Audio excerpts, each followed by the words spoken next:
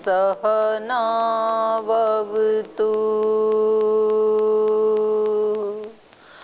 सहनौ भुनक्तु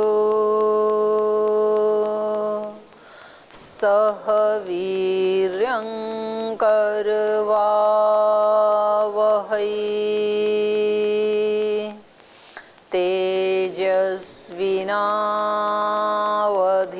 तेजस्विनावधीतमस्तु मा विद्विषावहै। ॐ व्रतानां व्रतपते व्रतं चरिष्यामि तच्छकेयं तन्मेराध्यताम्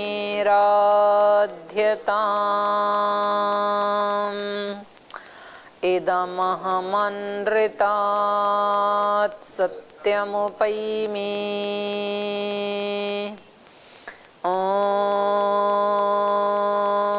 शान्ति शान्ति शान्तिः।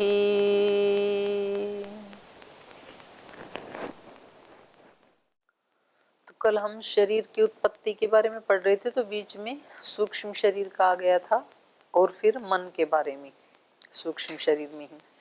तो मन का इन्होंने पहले बताया कि दूसरे अध्याय में भी हमने बताया था मन अणु परिमाण वाला है, और ये न्याय में भी बताया और यहाँ भी दूसरे अध्याय में भी बताया, और साथ में उपनिषदों के भी कुछ इन्होंने प्रमाण दिए हैं, प्रश्नोपनिषद और मुंडक उपनिषद के।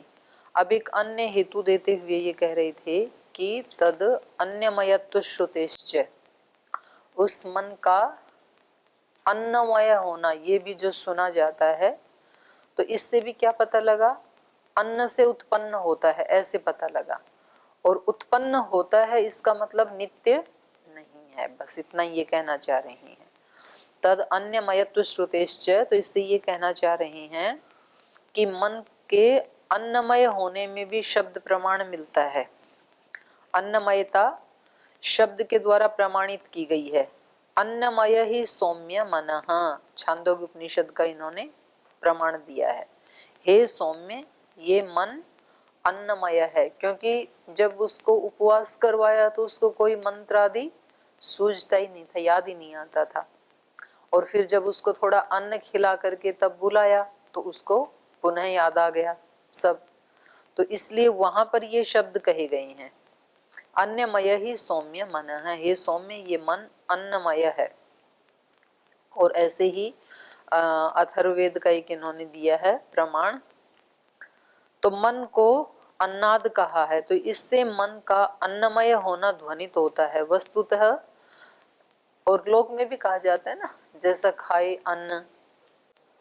यद्यपि ये वैसा मन बनता नहीं है, अन्न का और मन के पोषण का कोई लेना देना नहीं है, क्योंकि मन की उत्पत्ति अहंकार से हुई है, तो वो ऐसा कोई स्थूल तो है नहीं कि स्थूल अन्न से उसके ऊपर कोई प्रभाव पड़े, ऐसा नहीं है, लेकिन तो भी ऐसे कहा जाता है।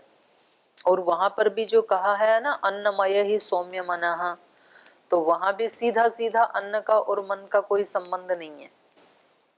वस्तुतः मन संबंधी ये वर्णन औपचारिक समझने चाहिए, ठीक है। ये लेखक भी कह रहे हैं कि ये जो ऊपर प्रमाण दिए हैं ना छांदोग्य उपनिषद आदि के, तो कह रहे हैं मन का अन्नमय होना इनसे ध्वनित हो रहा है, लेकिन वस्तुतः मन संबंधी ये वर्णन औपचारिक समझने चाहिए, औपचारिक रूप से कहा जा रहा है वो, क्योंकि मन न तो अन्न खाता है और न ही अन्न का विकार है, मन अहंकार का विकार है ना मन तो इस प्रकार के समस्त उल्लेख केवल इतना संकेत करते हैं कि अन्न का उपयोग करने पर, माने अन्न का उचित उपयोग करने पर, ऐसे लिखना चाहिए, अन्न का उचित उपयोग करने पर मन अपने सम अवस्था में बना रहता है, जो व्यवहार में उसकी कार्य क्षमता को अक्षुण्य बनाए रखता है, माने उससे कम खाने पर भी और जितनी आवश्यकता है उससे ज्यादा खाने पर भी जो मन की अपनी अवस्था है वो समअवस्था नहीं रहती है, बस इतना ही उसका अभिप्राय है। इस आधार पर मन को अन्नाद और अन्नमय कहा जाता है। वह अन्न का या अन्य किसी भूत तत्व का विकार नहीं है मन। तो औपचारिक होने पर भी ये वर्णन इतना तो अवश्य स्पष्ट कर देते हैं कि मन नित्य नहीं है और महापरिमाण वाला नहीं है, क्योंकि जो उत्पन्न होता है वो महापरिमाण वाला विभु नहीं होता है, अल्प परिमाण वाला ही होता है, और दूसरा नित्य नहीं होता है। इससे उसके परिच्छिन्न परिमाण होने पर प्रकाश पड़ता है। अन्य इंद्रियों की भी यही अवस्था रहती है। तो खैर ये तो एक बीच में आ गया था, मन को अनित्य सिद्ध करने के लिए ये सूत्र बीच में एक हेतु के रूप में दे दिया था। अब आगे कह रहे हैं, एक देह से दूसरे देह में अचेतन करणों का संसरण क्यों होता रहता है? क्यों ये एक शरीर से दूसरे शरीर में जाता रहता है? तो कह रहे हैं, इसका उत्तर दे रहे हैं, पुरुषार्थम संसृति ही लिंगानाम सूपकारवत राज्य। करें ये संसरण इसलिए करता है कि पुरुषार्थम, पुरुष का प्रयोजन सिद्ध नहीं हुआ ना अभी। भोग अपवर्ग, ना तो भोग पूरे हुए, जितना हमने किया था उतना सुख दुख अभी हमने भोगा नहीं, तो इसलिए बार बार शरीर लेना पड़ेगा, और ना तो अपवर्ग को प्राप्त किया। तो इसलिए पुरुषार्थम संसृतिर लिंगानाम, लिंगानाम संसृति ही, ये जो सूक्ष्म शरीर है इनके संसृति पुरुषार्थम, पुरुष के प्रयोजन को सिद्ध करने के लिए होती रहती है, एक शरीर से अगले शरीर में जाता रहता है ये। तो यहाँ लौकिक उदाहरण दिया, सूपकारवत राज्य, जैसे कोई सूपकार, सूप बनाने वाला, सूप मतलब पूरा ही भोजन बनाने वाला, पाचक, जैसे कोई पाचक राज्य है, कोई राजा का सेवक हो, तो वो अपने राजा की उसमें सेवा में लगा ही रहता है ना, दौड़ धूप में, क्योंकि उसकी ड्यूटी वही है, राजा के लिए भोजन तैयार करना, उसको संतुष्ट रखना। तो जैसे कोई, और यहाँ केवल राजा नहीं, कोई भी स्वामी, कोई भी बोस उस राजा शब्द से ले लिया जाएगा।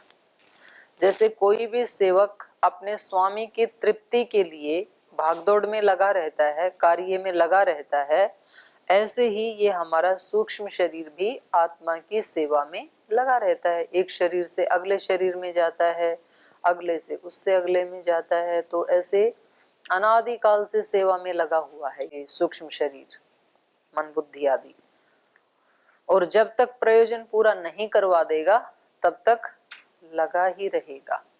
तो बताओ, इतने स्वामी भक्त सेवक को, और फिर पता नहीं कैसे कैसे शब्द कह देते हैं हम, कुछ लोग बहुत निंदा करते हैं ना मन आदि की, तो ये तो कब से बेचारा हमारी सेवा में लगा हुआ है, अब हमें सेवा करवानी नहीं आती है तो ये क्या करे?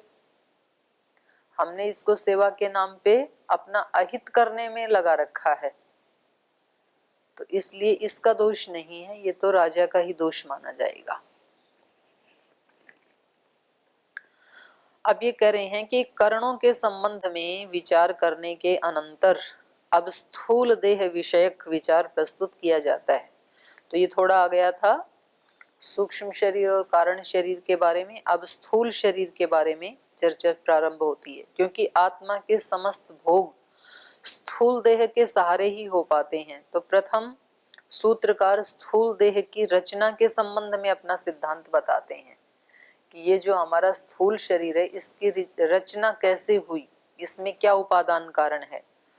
तो ऋषि कह रहे हैं, पांच भौतिको देह, तो सूत्र से स्पष्ट है ये देह, ये शरीर कैसा है? पांच भूतों से बना है, ऐसा ऋषि मानते हैं। लेकिन कुछ का भिन्न इसमें मत, इसमें भिन्न है। वो कहते हैं चातुर्भौतिकम इत्येके, कुछ कहते हैं चार ही भूतों से बना है। आकाश का तो बस अवकाश प्रदान करता है, आकाश तो कोई उपादान के रूप में थोड़े ना है, पांच भूत है ना, पृथ्वी जल अग्नि वायु आकाश। तो कह रहे हैं चार तो उपादान कारण के रूप में समझ में आते हैं, लेकिन आकाश क्या उपादान बनेगा? तो आकाश ने तो हम सब शरीरों को अवकाश दे रखा है, बस इतना ही योग है उसका, बाकी तो बना कितने भूतों से है, 4 से ही बना है, ऐसा कुछ कहते हैं। और कुछ तीसरे लोगों का विचार है एक भौति का मिथ्या परे, वो कहते हैं कि नहीं, मुख्य रूप से तो पृथ्वी रूपी भूत से ही बना है ये शरीर, इसलिए इसको पार्थिव कहते हैं। पृथ्वी तत्व की ज्यादा अधिकता है। अब साइंस तो कहती है कि जल तत्व की ज्यादा अधिकता है इस शरीर में, और ऋषियों ने न्याय दर्शन में भी ऐसे ही माना, और सांख्य वाले भी ऐसे ही मानते हैं, और प्रत्यक्ष अनुभूति भी ऐसे ही लगती है। जब हम अपने शरीर को देखते हैं तो इसमें मूर्त तत्व की अधिकता ज्यादा दिखती है। जैसे बाहर तो मूर्त रूप है ही, और फिर अंदर भी हम देखें अपने हाथ पैर आदि सिर आदि को, तो उसमें अंदर जाएंगे तो फिर मांस की अधिकता है, हड्डियों की अधिकता है, तो ये सब तो पार्थिव ही है ना। तो जो जल तत्व है, रक्त आदि है, वो इसकी अपेक्षा से कम है। तो ऐसा ही इन्होंने भी माना। ये कहते हैं एक भौतिकम इति अपरे। कुछ विद्वान कहते हैं कि वास्तव में तो ये एक भूत से, पृथ्वी से ही बना है, दूसरे तो थोड़े थोड़े लिए गए हैं। जैसे आलू की सब्जी बनाते हैं तो अधिकता तो आलू की होती है ना, उसमें उसमें नमक हल्दी जीरा ये तो थोड़ा थोड़ा डाला जाता है, तो उनका तो थोड़ा थोड़ा सहयोग है बस, तो कहा क्या जाएगा, आलू की सब्जी है। जैसे आटे से कोई रोटी पराठा पूड़ी बनाते हैं या सूजी से बनाते हैं, तो अधिकता जिसकी होती है उसी का नाम लिया जाता है। बाकी नमक आदि तो थोड़ा सहयोग नमक का है, थोड़ा तेल का भी है, थोड़ा तो उसको आटे को गूंदा तो थोड़ा पानी का भी है, तो वो तो थोड़ा थोड़ा है बस उसको इकट्ठा करने के लिए, बाकी तो एक की ही अधिकता है। तो यहाँ पर भी ये कह रहे हैं कि यहाँ पर केवल एक ही भूत की प्रधानता है, क्योंकि एक भूत के ही आश्रित है ये। पृथ्वी लोक के जितने भी शरीर हैं उन सब में पृथ्वी तत्व की अधिकता है, पार्थिव बोला जाता है इसलिए। अन्य लोकों में अन्य भूतों की प्रधानता हो सकती है। जैसे सूर्य लोक के शरीर कैसे हो सकते हैं, तेजस प्रधान शरीर हो सकते हैं वहां के, क्योंकि यहाँ पृथ्वी से ऊपर आप जाएंगे, जैसे यहाँ से हमें चंद्रमा एक चमकता हुआ वो दिखाई देता है जैसे, तो ऐसे जब चंद्रमा पे जाएंगे तो पृथ्वी भी ऐसे चमकता हुआ एक तारे जैसा ही छोटा सा दिखता है। ऐसा उन लोगों ने बताया जो चंद्रमा पे गए, जब वहां जाते हैं तो ये भी ऐसे आकाश में चमकता हुआ एक तारा सा ही दिखता है बस।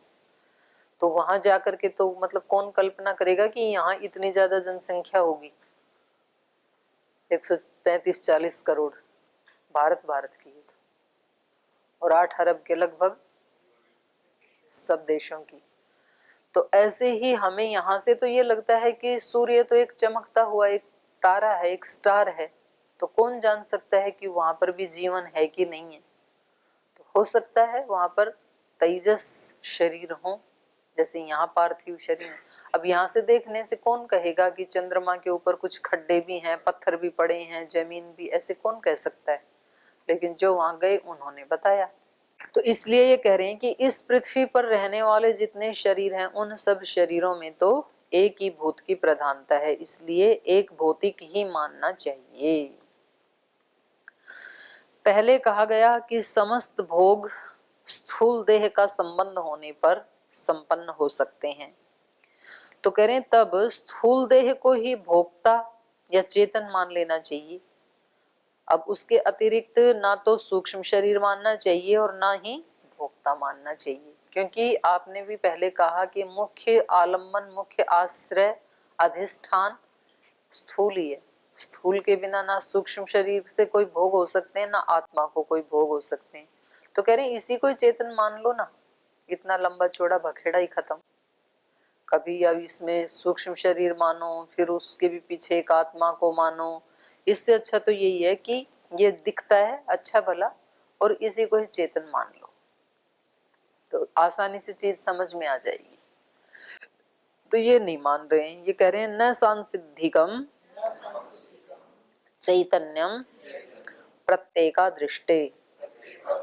कह रहे इसको चेतन नहीं मान सकते, न चैतन्यम, ये चेतन नहीं है। क्यों, प्रत्येक अदृष्ट है, प्रत्येक जो स्थूल भूत है उसमें चेतनता नहीं देखी जाती है, इसलिए न सांसिद्धिकम, उनका जो एक सामूहिक रूप है उसमें भी चेतनता नहीं आएगी। जब धागे में लाल रंग नहीं है तो वस्त्र में भी लाल नहीं होगा ना, या तो तब होगा जब ऊपर से डाल दें, वरना तो जो धागे में है वही तो कार्य में आएगा, जो कारण में है वही तो कार्य में आएगा। तो जब मिट्टी के परमाणुओं में चेतनता नहीं है तो घड़े में चेतनता कैसे आएगी? एक एक परमाणु मिट्टी का जड़ है तो घड़ा भी क्या बनेगा? जड़। तो हम देखते हैं अग्नि जल वायु पृथ्वी आकाश ये जड़ हैं, तो इनसे बनने वाला शरीर भी जड़ ही होगा, चेतन कैसे हो सकता है? प्रत्येक अदृष्टि, अलग अलग प्रत्येक भूत में चेतनता नहीं देखी जाती है। प्रत्येक अदृष्टे चैतन्यम न सांसिद्धिकम, इसलिए जो इनका संघात रूप है ये भी चेतन नहीं हो सकता है। तो ये कह रहे हैं प्रपंच मरणाद्य भावश्च, इससे पहले ये कह रहे थे कि देह को चेतन मानने में सूत्रकार का एक और भी बाधक उपस्थित कर रहे हैं, प्रपंच मरणादि अभावश्च, और कह रहे हैं अगर इसको आपने चेतन मान लिया ना तो ये जो सारा प्रपंच है इसमें मरण आदि का अभाव होने लगेगा, क्योंकि सारा का सारा प्रपंच पांच भूतों के संघात से ही बना है। तो फिर तो कभी भी ना शरीर नष्ट होंगे और ना कभी संसार नष्ट होगा और ना ही कोई इसमें परिवर्तन आएगा, क्योंकि ये जब चेतन है तो ये तो चेतन तो नित्य है, चेतन का कभी नाश होता नहीं है।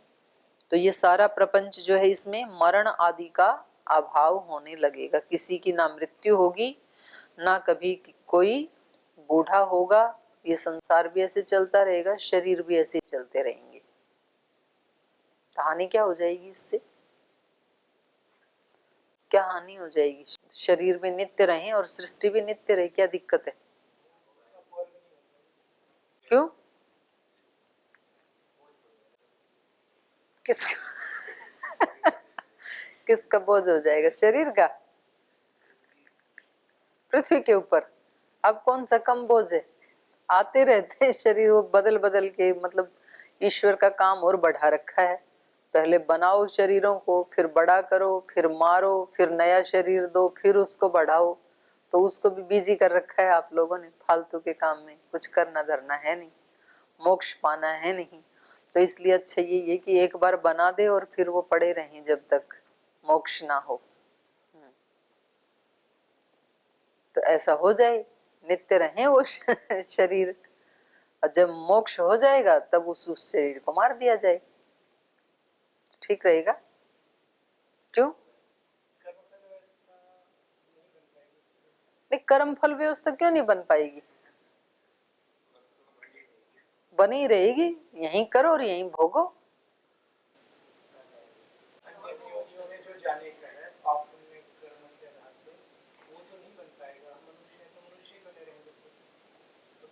पाप भी करेंगे तो भी फिर हमें डर बनी रहेगा, फिर तो स्वेच्छाचारी हो जाएगा। हाँ, तो ये लॉजिक तो इसका ठीक है भाई, कि मतलब जैसे पाप किया तो अभी तो भगवान जी दंड दे देते हैं, तो फिर तो मनुष्य के मनुष्य बने रहेंगे, और जो दूसरे हैं वो बेचारे सदा काल के लिए कुत्ता बिल्ली बने रहेंगे, उनका कभी नंबर आएगा ही नहीं।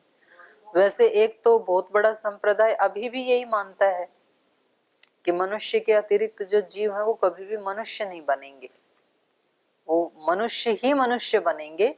बाकी दूसरे जो जीव हैं कुत्ता बिल्ली, पहली बात तो उसमें आत्मा ही नहीं है, और आत्मा मान भी लो आप जैसे तैसे लड़ झगड़ के, तो वो मनुष्य कभी नहीं बनेंगे, ऐसा उनका मानना है। हाँ, नहीं मानते हैं वो,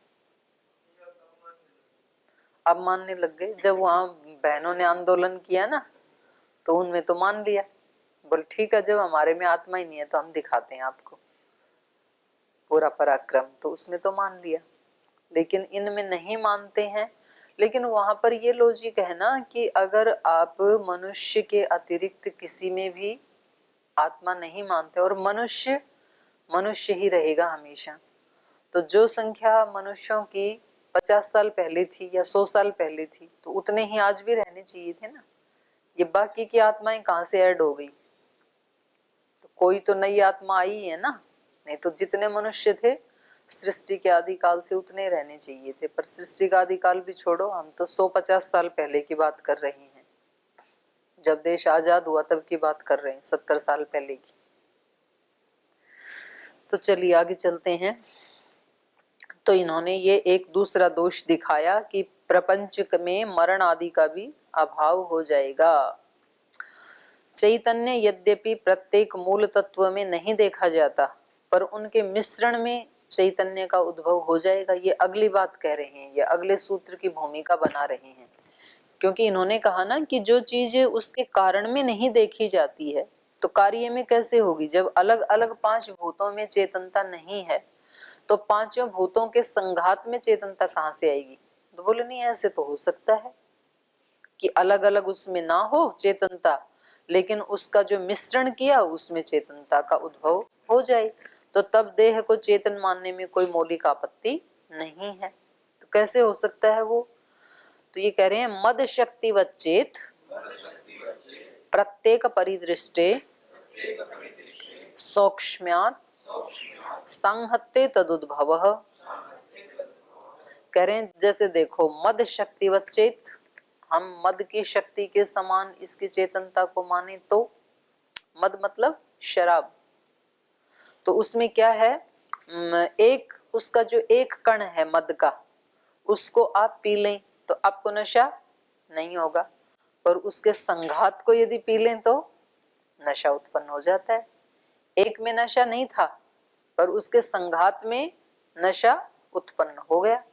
तो ऐसे ही इन भूतों के एक एक में तो चेतनता नहीं देखी जाती है परमाणुओं में, पर उन परमाणुओं का जो संघात है उसमें चेतनता उत्पन्न हो जाती है, ऐसा मान लेते हैं।